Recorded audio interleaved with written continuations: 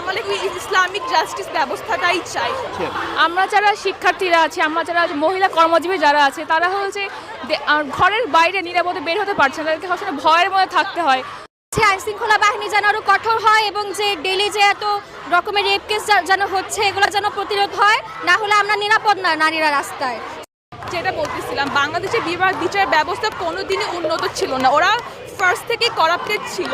And এখন আমি বলবো হ্যাঁ অবশ্যই অবনতি হয়েছে, এটা আমরা আশেপাশে তাকালেই বুঝতে পারি যে আগে থেকে এখন ক্রাইমের স্ট্যাটিস্টিক্স অনেক বেড়ে গেছে।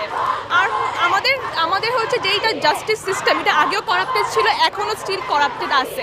গভর্নমেন্ট এই জাস্টিস সিস্টেম ঠিক করার জন্য কোনো স্টেপস নিচ্ছে না।